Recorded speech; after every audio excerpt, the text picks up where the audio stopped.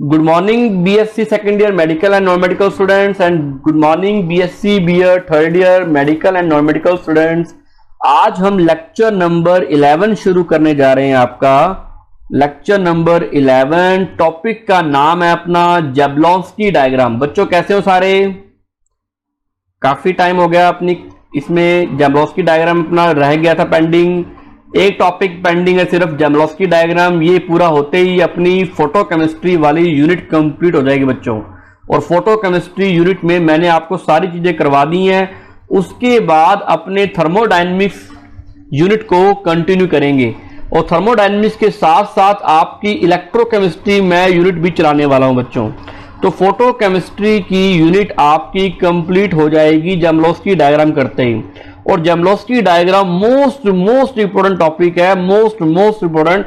इसमें हर साल 4 मार्क्स का या 5 मार्क्स का या 3 मार्क्स का पोर्शन आते होता है। मिनिमम आपको 3 मार्क्स का तो मिलना ही मिलना है और मैक्सिमम आपको 5 मार्क्स का जैबलोंस्की डायग्राम से आपको क्वेश्चंस मिलने वाले हैं।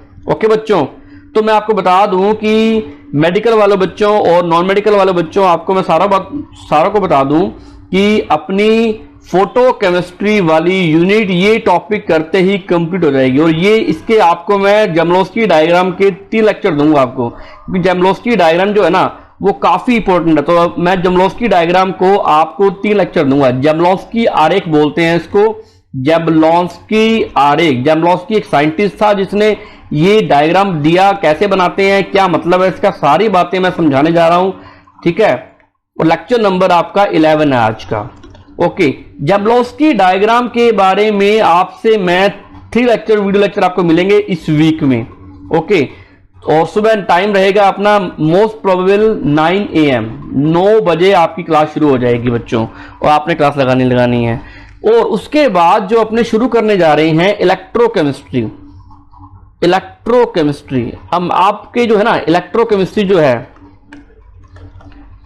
आपकी जो इलेक्ट्रोकेमिस्ट्री है बच्चों, यानी विद्युत रसायन, ये इलेक्ट्रोकेमिस्ट्री जो है इसकी 2 पार्ट्स हैं। यूनिट इसको 2 पार्ट्स में डिवाइड किया गया, पार्ट फर्स्ट और पार्ट सेकंड। इसकी यूनिट अलग है और इसकी यूनिट अलग है। इन दोनों को यूनिट्स में, जैसे मान लो ये यूनिट थर्ड है, जैसे आपकी पहली यूनिट है थर्मोडायनेमिक्स फर्स्ट, सेकंड यूनिट है आपकी फोटोकेमिस्ट्री, तो उस तरीके से थर्ड और फोर्थ यूनिट ये बनती है इसकी। अगर अपने सिलेबस के अकॉर्डिंग देखें तो एक आपकी यूनिट बनती है फेज इक्विलिब्रियम और एक केमिकल इक्विलिब्रियम। सभी बच्चों को बोल दो, क्लास लगाओ, सारे आ जाओ क्लास में। Chemical equilibrium and phase equilibrium, है ना, इसकी केमिस्ट्री के बारे में पढ़ेंगे हमने। फेज इक्विलिब्रियम का मतलब होता है अपरावस्था साम्य, और एक होता है केमिकल इक्विलिब्रियम रासायनिक साम्य, रासायनिक यानी केमिकल इक्विलिब्रियम।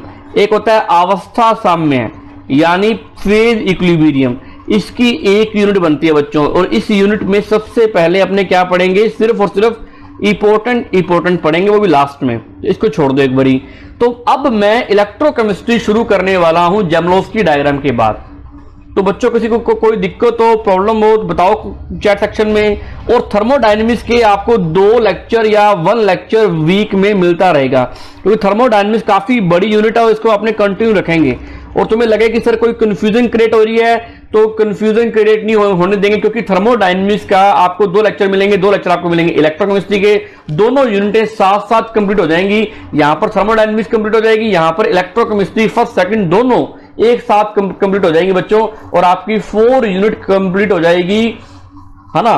तो इसके बेनिफिट ये होगा कि 4 यूनिट से बाहर आएगा नहीं। आने वाले टाइम में हो सकता है बच्चों सिलेबस भी कम हो जाए आपका, तो इसलिए मैं आराम से करवा रहा हूं। ऐसा ना हो कि आपकी कोई ना कोई यूनिट कट हो जाए। आने वाले टाइम में फ्यूचर में ऐसा फैसला आ सकता है कि आपकी 1 यूनिट या 2 यूनिटें कम की जाए। आपकी टोटल नंबर ऑफ यूनिट्स 5 होती हैं, तो 5 में सिलेबस को कम किया जा सकता है बच्चों, कोई बड़ी बात नहीं है। हो सकता है आपका पेपर पैटर्न में चेंज किया जाए, जैसे बीएससी फाइनल वालों के साथ क्या हो, बीएससी फाइनल वालों का पेपर पैटर्न चेंज किया गया इस बार। अब आपको पता है कि सेक्शन सी में 5 में से 3 क्वेश्चन करने होते हैं। इस बार उनको सिर्फ और सिर्फ 1 क्वेश्चन ही करना पड़ रहा है, सिर्फ 1 क्वेश्चन ही करना पड़ रहा है, और पेपर उनका 2 घंटे का है। आपको पता है कि सेक्शन बी के अंदर आपको 5 क्वेश्चन करने होते हैं विद इंटरनल चॉइस।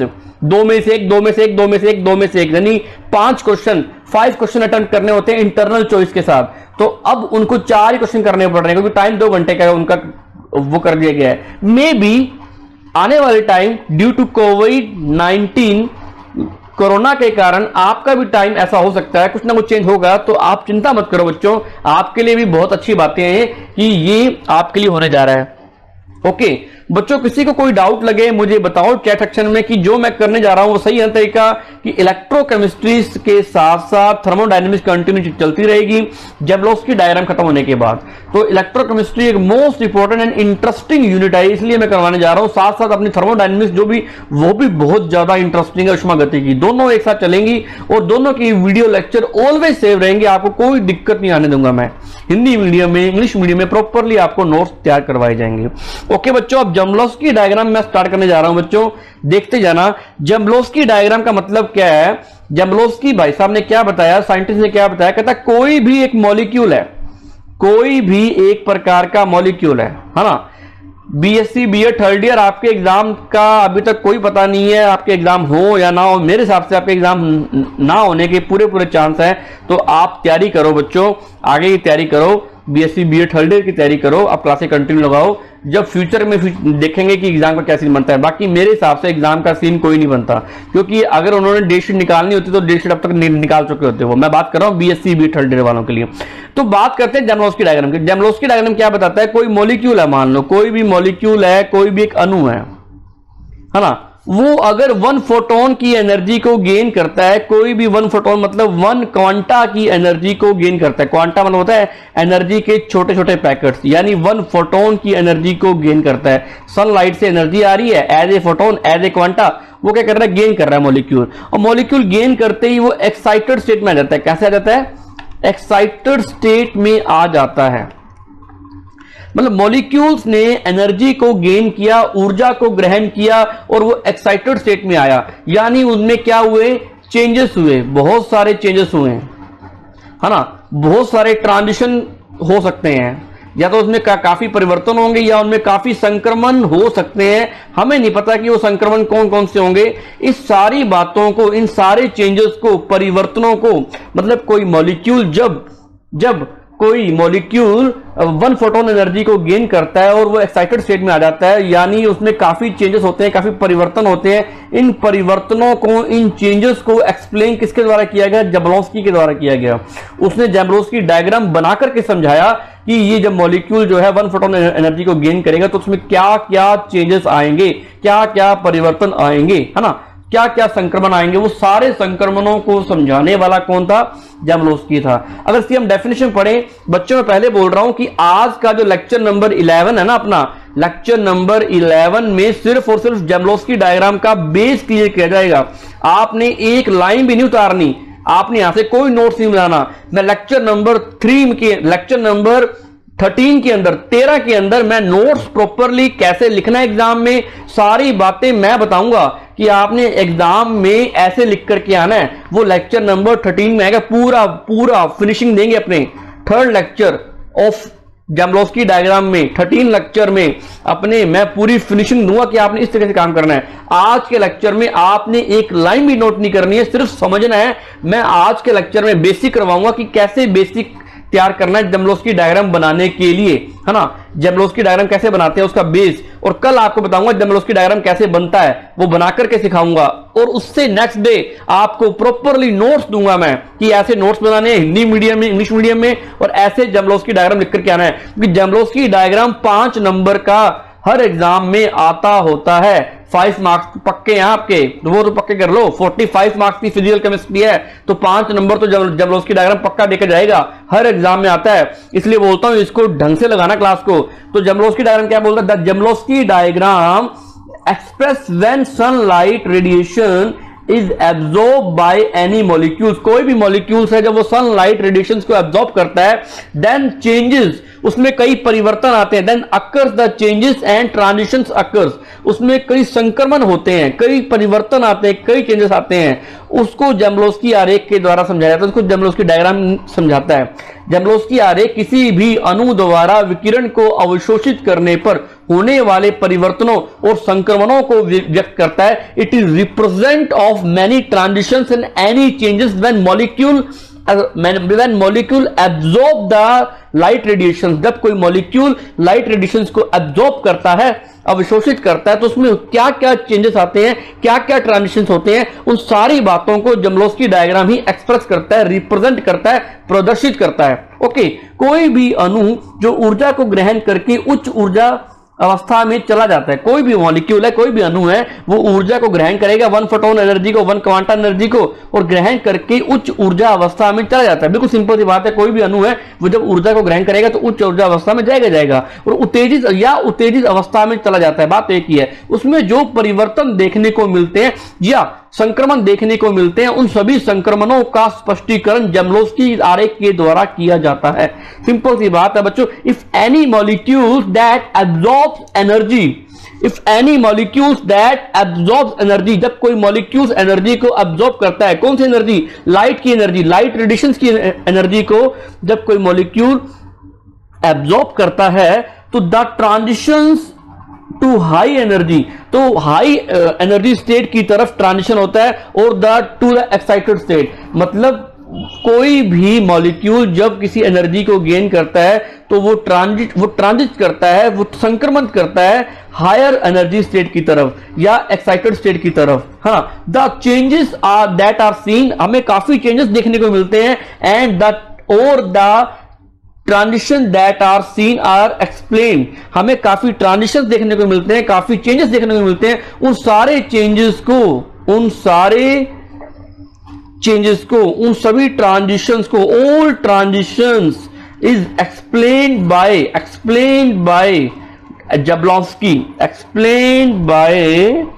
जमलोस्की, सब बातें जमलोस्की डायग्राम के द्वारा ही हम एक्सप्लेन कर सकते हैं।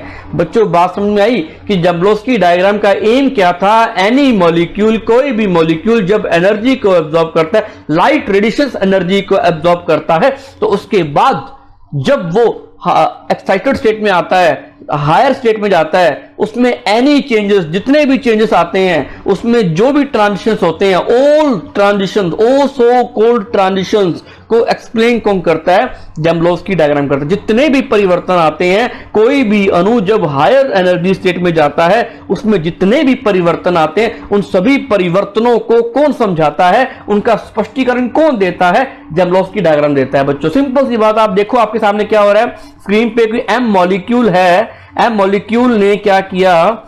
एनर्जी को गेन किया, और एनर्जी को गेन करते ही ये देखो 1 फोटोन एनर्जी को गेन करते ही ये उत्तेजित अवस्था में आ गया, और इन उत्तेजित अवस्थाओं को, इन एक्साइटेड स्टेट्स को कौन एक्सप्लेन करता है? जमलोस्की डायग्राम एक्सप्लेन करता है। मान लीजिए एज्यूम दैट एक ऑर्बिटल है, एक ऑर्बिटल है, एक कक्षक है, जिसमें इलेक्ट्रॉन पेयर की फॉर्म में पड़े हैं, है ना, इलेक्ट्रॉन पेयर की फॉर्म में पड़े हैं, और इस पेयर फॉर्म में इलेक्ट्रॉन, मान लो ये इलेक्ट्रॉन एक पेयर फॉर्म में है, एक युग्मन अवस्था में है।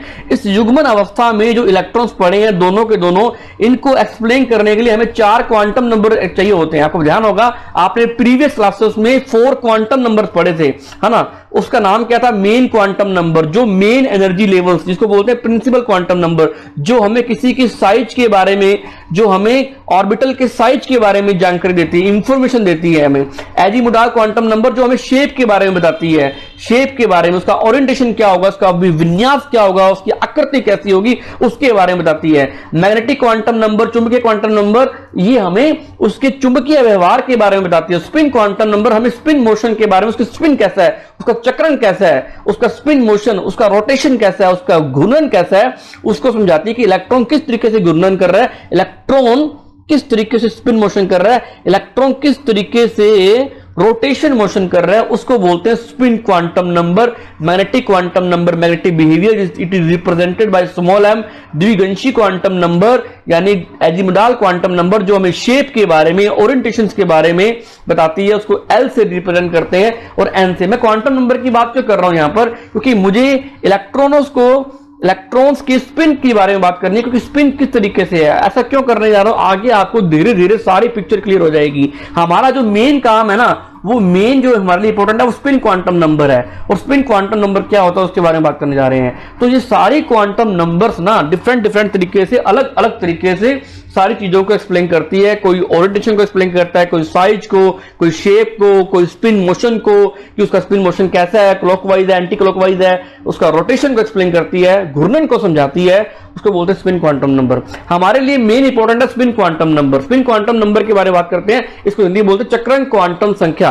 किसी कक्षक, इसके बारे में बात, किसी कक्षक की इलेक्ट्रॉन्स के अंदर चक्रण को व्यक्त करती है, उसका चक्रण कैसा, उसका स्पिन कैसा है।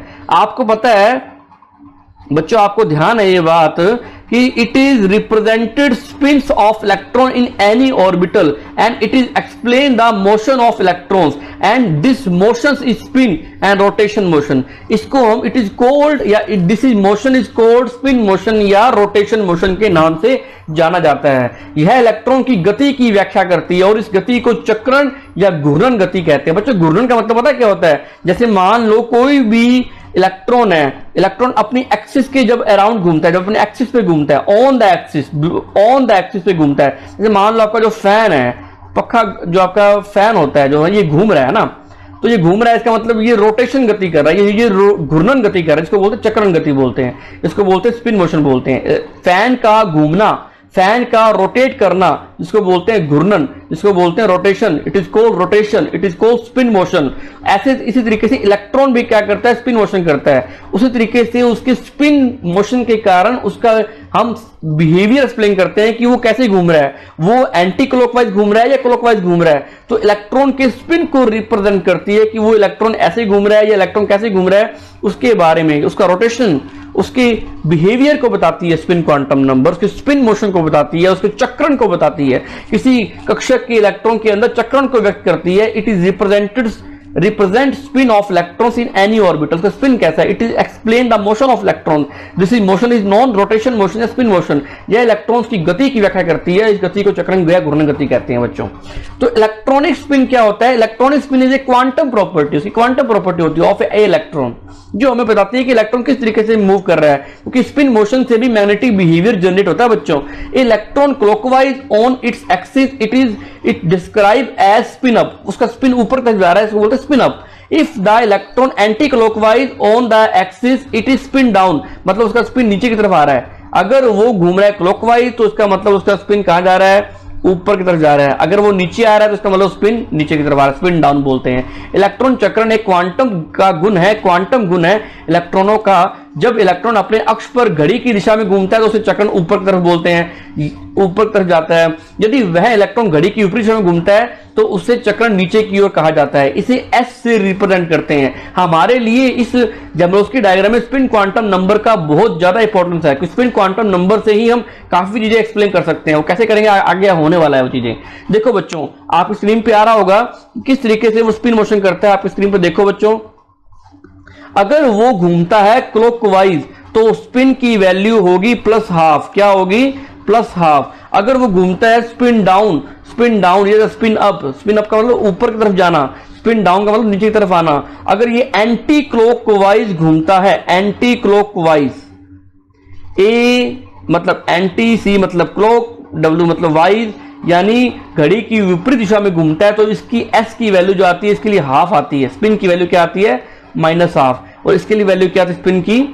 +½ ये स्पिन मोशन है, चक्रण, इसको बोलते हैं घड़ी की दिशा में, घड़ी की विपरीत दिशा में, है ना। तो इसके लिए स्पिन क्वांटम नंबर की वैल्यू क्या होगी? +½ इसके लिए -½ होगी, है ना। ये हमें क्वांटम नंबर निकालना आता है, स्पिन क्वांटम नंबर निकालना आता है। आगे आते हैं स्पिन मल्टीप्लिसिटी। अब स्पिन मल्टीप्लिसिटी का मतलब क्या? चक्रण बहुलता का मतलब क्या है? द नंबर ऑफ, एक नई टर्म आई, the number of possible spatial orientations of the total spin of an atom and molecule.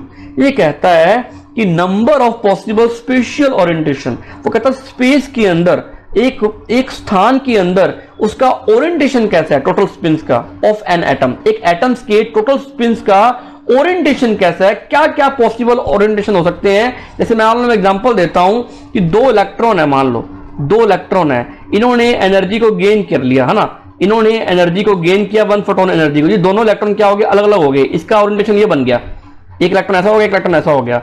मान लो कि 2 इलेक्ट्रॉन है, इन्होंने फिर एनर्जी को गेन किया 1 फोटोन की, और इनका ओरिएंटेशन कैसा हो गया? एक तो ऐसे हो गया, एक नीचे हो गया, एक ऊपर एक नीचे, एक ऐसे ये साथ साथ हो गए, ये हो गए पैरेलल, ये हो गए एंटी पैरेलल, है ना, ये हो गए समानांतर, ये हो गए प्रति समानांतर, तो इनका ओरिएंटेशन स्पेस में अलग है, इनका ओरिएंटेशन स्पेस में अलग है, तो अलग अलग ओरिएंटेशन, अलग अलग अभिविन्यासों के लिए अलग अलग चक्रण बहुलता होती है। मतलब यहां पर चक्रण कुछ अलग है, यहां पर कुछ अलग है। अगर कंपैरिजन करूं इन दोनों का, 1 और 2 का कंपैरिजन करूं, तो यहां पर चक्रण कुछ अलग मिल रहा है, यहां पर कुछ अलग मिल रहा है। तो स्पिन मल्टीप्लिसिटी उसी को एक्सप्लेन करता है। स्पिन मल्टीप्लिसिटी क्या होती है? किसी अणु या परमाणु के कुल चक्रणों के संभावित स्थानिक अभिविन्यासों की संख्या को ही चक्रण बहुलता कहलाती है। आपको दोबारा समझाता हूं बच्चों में क्या होती है चीज। ये बहुत इंपॉर्टेंट टॉपिक है, बहुत ज्यादा इंपॉर्टेंट टॉपिक है बच्चों। सिंपल सी बात है, मान लो कोई 2 इलेक्ट्रॉन है, इन्होंने 1 फोटोन एनर्जी को गेन किया। 1 फोटोन एनर्जी को गेन करते ही इनका ओरिएंटेशन जो इलेक्ट्रॉन का ऐसे हो गया, तो इनका ओरिएंटेशन चेंज हो गया। तो इस टाइम इसका चक्रण कैसा है, इस टाइम इसका टाइप ऑफ स्पिन कैसा है, टाइप ऑफ स्पिन कैसा है, इसको जो एक्सप्लेन करता है उसको बोलते हैं स्पिन मल्टीप्लिसिटी। मान लो ये 2 इलेक्ट्रॉन है, इन्होंने एनर्जी को गेन कर लिया और दोनों के दोनों इलेक्ट्रॉन इस फॉर्म में आ गए। ये दोनों कैसे हो गए? विपरीत हो गए, यानी एंटी पैरेलल हो गए। यहां पर ये पैरेलल फॉर्म में है, तो दोनों की ओरिएंटेशन इन स्पेस, इस स्थान के अंदर अलग अलग हो गए। तो इसका मतलब इससे स्पिन के टाइप भी डिफरेंट हो गए।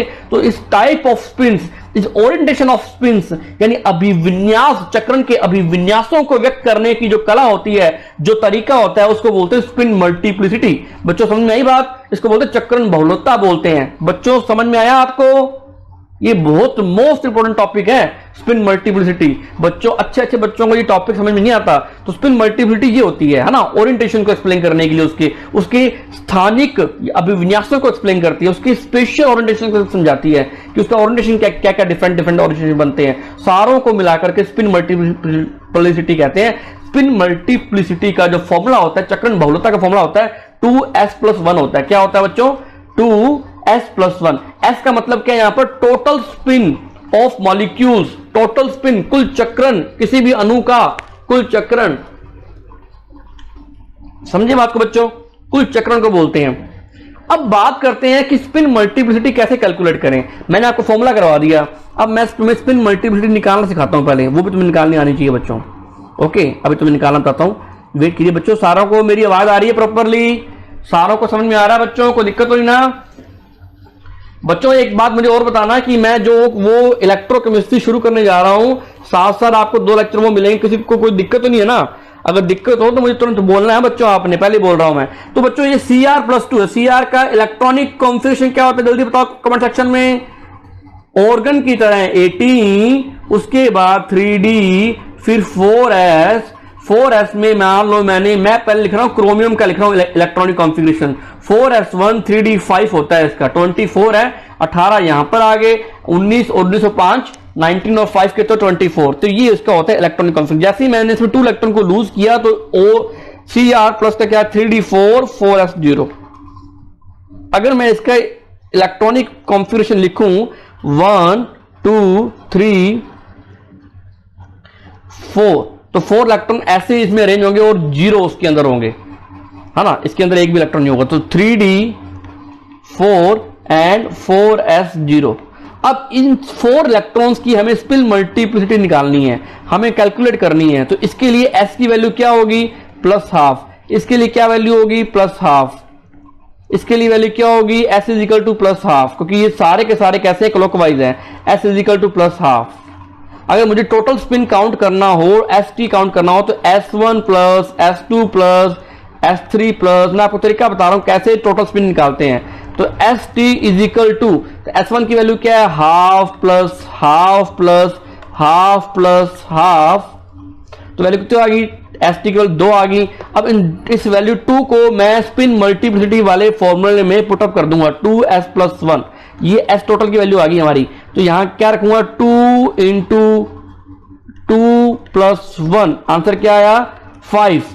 तो स्पिन मल्टीप्लिसिटी कितनी है इसकी 5 है बच्चों, किसकी Cr+2 की। अब वेनेडियम प्लस 2 की तुम मुझे बताओ कमेंट सेक्शन में, अभी बताओ वेनेडियम प्लस 2 की स्पिन मल्टीप्लिसिटी क्या होगी बच्चों, चक्रण बहुलकता क्या होगी, ये मैंने तुम्हें निकाल के बताइए, मैंने तुम्हें वैसे बताइए, इसको तुम नोट मत करना, इसको अपने नोट्स में नोट मत करना, मैंने तुम्हें निकालना सिखाया है कि इस तरीके से स्पिन मल्टीप्लिसिटी यानी उसका ओरिएंटेशन, उसका डिफरेंट ओरिएंटेशन ऐसे हो सकते हैं, उसके 5 डिफरेंट ओरिएंटेशन बन सकते हैं इन स्पेस, उसके अलग अलग स्थानों पे। समझे बच्चों बात को? चले आगे। तो वेनेडियम प्लस 2 का निकालो बच्चों, शाबाश, वेनेडियम प्लस 2 निकालो जल्दी फटाफट, वेनेडियम प्लस 2 निकालो। चलते हैं फिर आगे। चलो बच्चों, अब मैं आपको क्या दिखाने जा रहा हूं, अब मैं ओरिजिनल में अब शुरुआत हो रही है जबलोस्की डायग्राम की आगे की तरफ। ये एक ग्राउंड स्टेट में एक मॉलिक्यूल पड़ा है जिसके अंदर 2 इलेक्ट्रॉन पेयर फॉर्म में है, जो कि निम्नतम ऊर्जा स्तर में ग्राउंड स्टेट में पड़ा है। इन्होंने 1 फोटोन एनर्जी को गेन करेगा और अलग अलग एनर्जी लेवल्स की फॉर्मेशन करेगा, ऊर्जा स्तर में जाएगा, हमें नहीं पता वो बाद में जाएगा। आई एम स्पीकिंग अबाउट कि ये डिफरेंट एनर्जी लेवल्स में जाएगा और हम उसकी बात करने जा रहे हैं, है ना।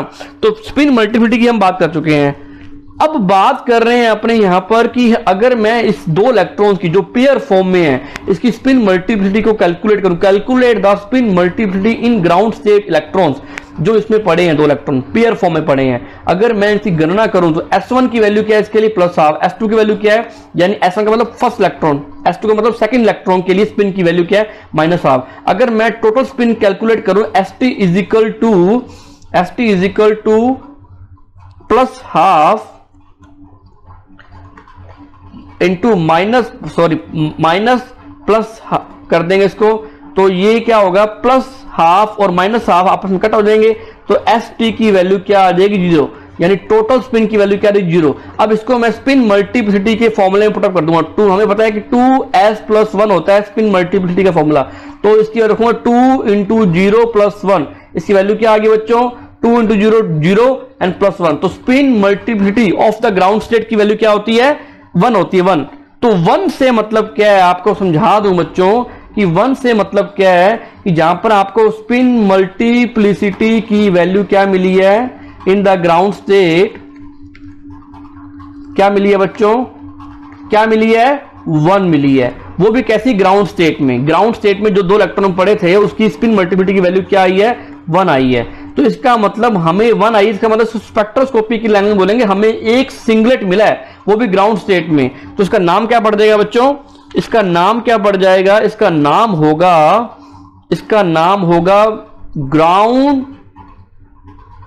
Ground singlet state. क्या बोलेंगे इसको, ग्राउंड सिंगलेट स्टेट, यानी एक से सिंगलेट और स्टेट से स्टेट, ग्राउंड मतलब ग्राउंड, ये ग्राउंड फॉर्म में है, यानी इसका मतलब होगा मूल एकक अवस्था हमें प्राप्त होती है बाय डम्बरोव्स्की डायग्राम, एकक अवस्था, मूल एकक अवस्था, जिसको अपने S से रिप्रेजेंट करेंगे, S है ना, सिंगलेट मतलब S, हमें एक ग्राउंड स्टेट मिल गई पेयर्ड इलेक्ट्रॉन के लिए। अब अपने कंडीशन लगाते हैं बच्चों, 2 कंडीशन है आपके पास, आप क्या कर चुके हो ग्राउंड स्टेट के लिए हम स्पिन मल्टीप्लिसिटी काउंट कर चुके हैं, सिंगलेट ग्राउंड स्टेट हमें मिल चुका है, यहां पर भी सिंगलेट ग्राउंड स्टेट हमें मिल चुका है। मैंने दोनों अलग अलग पेयर ऑफ 2 इलेक्ट्रॉन लिए हैं, मैंने 2 मॉलिक्यूल्स लिए हैं जिसके अंदर एक पेयर अलग है और जिसके अंदर एक पेयर अलग है, 2 अलग अलग मैंने पेयर लिए हैं मैंने समझाने के लिए, किसको समझाने के लिए, इस डायग्राम को समझाने के लिए, जबलोव्स्की डायग्राम को बताने के लिए मैं अलग अलग 2 पेयर ले रहा हूं। मान लो ये 2 इलेक्ट्रॉन है, इन्होंने 1 फोटोन एनर्जी को गेन किया, 1 फोटोन ऊर्जा को ग्रहण किया, 1 फोटोन एनर्जी गेन करते ही दोनों के दोनों इलेक्ट्रॉन हायर एनर्जी स्टेट में चले गए, और दोनों की कंडीशन क्या है, दोनों इलेक्ट्रॉन जो है ना वो क्लॉकवाइज डायरेक्शन में है और दोनों के दोनों आपस में पैरेलल फॉर्म में समानांतर हैं, दूसरे के समदश हैं, मतलब दोनों के दोनों पैरेलल आ गए। अब ऐसा हो गया, मतलब ऐसा कुछ हुआ कि इन्होंने एनर्जी को गेन किया और दोनों पैरेलल फॉर्म में आ गए। और सेकंड केस में क्या हो, केस फर्स्ट में तो ये बात होगी, सेकंड केस में क्या हुआ कि उन्होंने 1 फोटोन एनर्जी को गेन करते ही दोनों के दोनों इलेक्ट्रॉन जो हैं वो एंटी पैरेलल फॉर्म में आ गए, प्रति समानांतर फॉर्म में आ गए।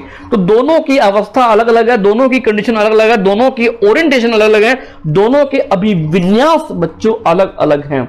तो हमें दोनों के लिए स्पिन मल्टीप्लिसिटी कैलकुलेट करनी है। कैसे निकालेंगे बच्चों, अगर मैं इसके लिए स्पिन मल्टीप्लिसिटी निकालूं, किसके लिए निकालूं बच्चों, इसके लिए मैं स्पिन मल्टीप्लिसिटी कैलकुलेट करूं तो कैसे करूंगा, आपके सामने फॉर्मूला पुटअप करता हूं।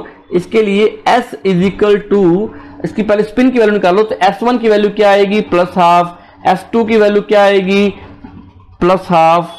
अगर मैं टोटल स्पिन की वैल्यू निकालूं ST is equal two plus half plus फिर प्लस हाफ, तो इसकी वैल्यू आ जाएगी 1। कितनी आ जाएगी 1 आ जाएगी, 1 आ गई बच्चों।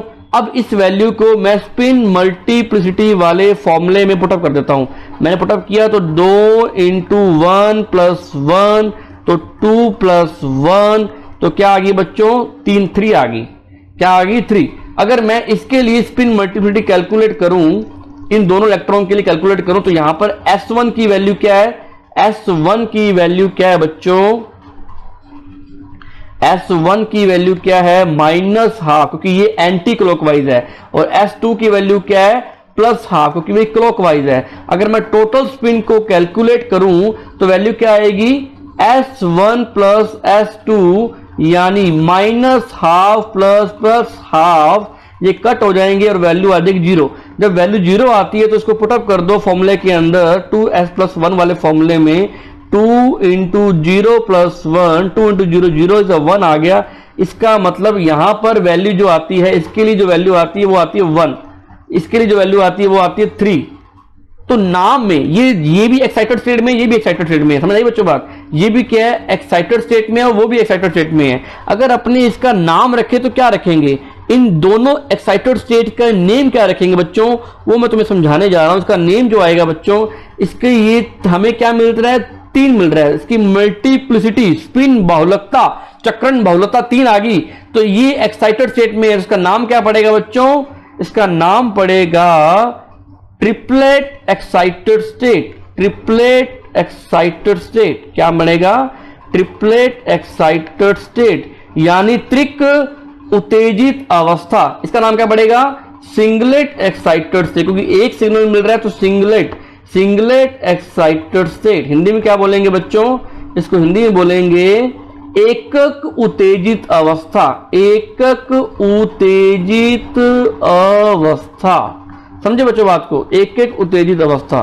बच्चों ऐसे क्या होता है कि बहुत सारी हमें अवस्थाएं मिलती हैं। जैसे मान लो कि आपको इलेक्ट्रॉन जो है वो एनर्जी को गेन कर रहे हैं, पेयर ऑफ इलेक्ट्रॉन क्या कर रहे हैं एनर्जी को गेन कर रहे हैं, 1 फोटोन एनर्जी को, और इसमें बहुत सारी हमें सिंगलेट स्टेट मिलती हैं, काफी सारी S1 S2 S3, ऐसे हमें बहुत सारी ट्रिपलेट स्टेट मिलती है। इसको ना बच्चों एक बात और, जो मैंने बताया आपको कि सिंगलेट स्टेट मिलती है बहुत सारी, सिंगलेट स्टेट को अपने S से रिप्रेजेंट करते हैं, ट्रिपलेट स्टेट को अपने T से रिप्रेजेंट करते हैं। तो हमें बहुत सारी सिंगलेट स्टेट मिलती हैं। एक तो मिलती है ग्राउंड स्टेट में, जहां पर उसकी S की वैल्यू 0 होती है, तो S की 0 इसको बोलते हैं ग्राउंड स्टेट एंड 0 स्टेट पे।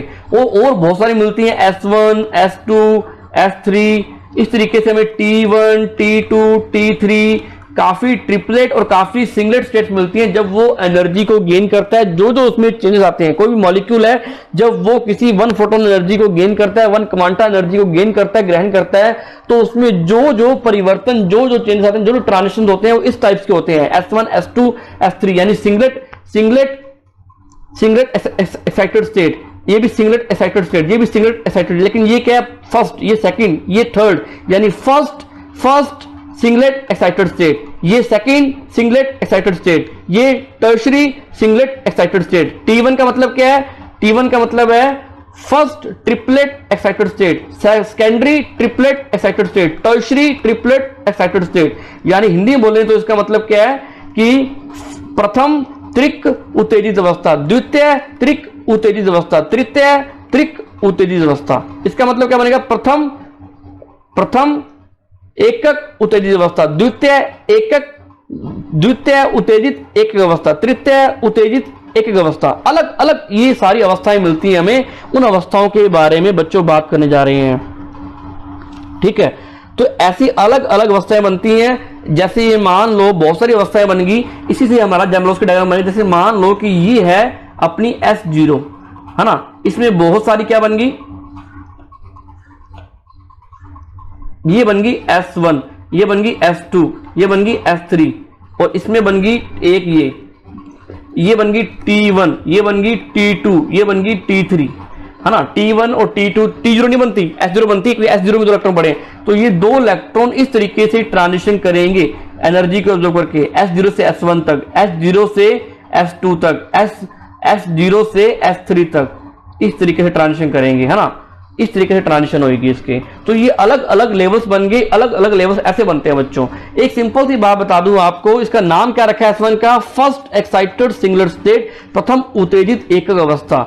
S2 का मतलब सेकेंडरी एक्साइटेड सिंगुलर स्टेट यानी द्वितीय उत्तेजित एकक अवस्था। टर्शरी एक्साइटेड सिंगुलर स्टेट यानी तृतीयक उत्तेजित एकक अवस्था। First excited triplet state, T1 को बोलेंगे प्रथम उत्तेजित त्रिक अवस्था, और T2 को बोलेंगे सेकेंडरी एक्साइटेड ट्रिपलेट स्टेट यानी द्वितीय उत्तेजित त्रिक अवस्था, और टर्शरी को बोलेंगे टर्शरी एक्साइटेड उत्तेजित ट्रिपलेट स्टेट यानी उसको क्या बोलेंगे अपने, तृतीय उत्तेजित त्रिक अवस्था बोला जाएगा। बच्चों यहां तक समझ में आया सारा, यहां तक इस तरीके से लेवल्स बनते हैं। अब आपको एक बात बताता हूं मैं कि ट्रिपलेट स्टेट जो होती है ना, उसकी एनर्जी सिंगलेट स्टेट से अलग कम होती है, लेस देन होती है। सिंगलेट स्टेट की जो एनर्जी होती है वो ग्रेटर देन होती है ट्रिपलेट स्टेट से। ऐसा क्यों बच्चों, मुझे बताओ कमेंट सेक्शन में जल्दी, ऐसा क्यों होता है। हाँ एक बात और, ये जो सिंगलेट स्टेट है ना, ये इसके कोरस्पोंडेंस से इसके जो कोरस्पोंडेंस जो उसकी संगत है, यानी सिंगलेट स्टेट प्रथम ट्रिपलेट स्टेट से क्या होगी, ग्रेटर देन होगी, ज्यादा होगी। ऐसा नहीं तुम बोल सकते कि सर S1 की वैल्यू T3 से ज्यादा है, ऐसा नहीं, ये गलत हो जाएगा। उसके कोरस्पोंडेंस S1 की वैल्यू T1 से क्या होगी, ग्रेटर होगी। S2 की वैल्यू जैसे लिखा ना, एनर्जी ऑफ S2 यानी energy of secondary singlet excited state की जो एनर्जी होगी वो triplet excited state, secondary triplet excited state से एनर्जी से मैक्सिमम होगी। ऐसा क्यों बच्चों, मुझे जल्दी बताओ फटाफट कमेंट सेक्शन, आपका टाइम हो रहा है आगे का। मैंने आपको बेसिक क्लियर करवा दिया, इस तरीके से हमारा बेसिक क्लियर हुआ। आगे जब हम उसकी डायग्राम बनाएंगे कैसे बनता है, हमने मोटे मोटे रूप में हमने इसका बेसिक सीख लिया कि इस तरीके से ये एक्साइटेड स्टेट बनती है ना। अगर इसकी स्पिन मल्टीप्लिसिटी कैलकुलेट कर लें और उसके अलग अलग ओरिएंटेशन को देखें तो इलेक्ट्रॉन इस तरीके से लेवल्स बनाता है अपने, इस तरीके से अपने ओरिएंटेशन रखता है। अगर इलेक्ट्रॉन जो है ये मॉलिक्यूल जो है एनर्जी को गेन करेगा तो इस तरीके से ये अपने ओरिएंटेशन को डिसाइड करेगा, अभी विन्यास को स्पेस के अंदर इन स्थानों के अंदर अपने आप को सेट करेगा। मतलब इलेक्ट्रॉन की सेटिंग, इलेक्ट्रॉन का तरीका, इलेक्ट्रॉन का ओरिएंटेशन जो समझाता है वो जमनोस्की समझाता है कि कैसे जाएगा इलेक्ट्रॉन, कैसे S1 बनेगा, कैसे S2 बनेगा, कैसे S3 बनेगा, कैसे इलेक्ट्रॉन एनर्जी को गेन करके S1 में सेट होगा, कैसे वो S2 में जाएगा, कैसे वो S3 में जाएगा, कैसे S3 से T3 में आएगा, कैसे वो T2 में आएगा, कैसे वो T1 में आएगा। सारी प्रोसेस को हुई जमनोस्की ने समझाया। हमें लेवल बनाने आ गए हैं, आगे जमनोस्की को कल एक्सप्लेन करेंगे। तो मुझे ये बताओ कि ES1 की वैल्यू ET1 से मैक्सिमम क्यों होती है, EST की वैल्यू ET2 से ज्यादा क्यों होती है। इसका बच्चों कारण है, आपको पता है कि सिंगलेट स्टेट में जो इलेक्ट्रॉन होते हैं ना, सिंगलेट स्टेट में जो इलेक्ट्रॉन होते हैं वो कैसे होते हैं बच्चों, एंटी पैरेलल होते हैं और एंटी पैरेलल फॉर्म। और जो ट्रिपल स्टेट में होते हैं, जो ट्रिपलेट स्टेट में दोनों इलेक्ट्रॉन होते हैं पैरेलल फॉर्म में। तुम बताओ मुझे कमेंट सेक्शन में कि कौन सी स्टेट में रिपल्शन फोर्स मैक्सिमम लगेगा, प्रतिकर्षण बल ज्यादा लगेगा। जल्दी बताओ बच्चों, टाइम हो रहा है आपकी क्लास का, जल्दी बताओ फटाफट। रिपल्शन फोर्स कहां लगेगा मैक्सिमम, जब ये आमने सामने टकराएंगे तब, या ये जो पैरेलल फॉर्म है तब। बच्चों ये तो पैरेलल फॉर्म में है, ये आगे आगे ये पीछे पीछे, ये आगे आगे ये पीछे पीछे, तो यहां पर तो रिपल्शन फोर्स लगेगा ही नहीं।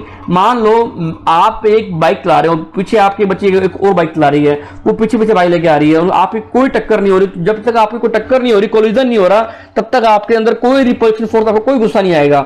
एक बच्ची सामने से आ रही है और एक बच्ची एक सामने से हो आ रही है, आपस में टकरा गए, एकदम से दूर जाकर गिरे, तो काफी गुस्सा आया दूसरे को, काफी हाई रिपल्शन फोर्स में चलेगी वो, प्रतिकर्षित किया टिका करके उन्होंने। समझाई बच्चों बात। तो जब इलेक्ट्रॉन स्पिन आमने सामने होते हैं, एंटी पैरेलल फॉर्म में होते हैं, तो एक दूसरे को काफी रिपेल करते हैं, बहुत ज्यादा प्रतिकर्षित करते हैं। और आपको बताया कि हाई रिपल्शन जो होता है, जब वो हाई रिपल्शन फॉर्म में होते हैं तब वो उसकी स्टेट जो होती है वो हायर एनर्जी स्टेट में चले जाते हैं, बहुत ज्यादा उच्च ऊर्जा अवस्था में चले जाते हैं। जब इलेक्ट्रॉन रिपेल करते हैं, they repel to each other, जब एक दूसरे को प्रतिकर्षित करते हैं तो वो उच्च ऊर्जा या हायर एनर्जी में चले जाते हैं। क्योंकि इलेक्ट्रॉन जब एक दूसरे को रिपेल करते हैं उसके कारण उनकी एनर्जी जो होती है वो इंक्रीज हो जाती है, बढ़ जाती है।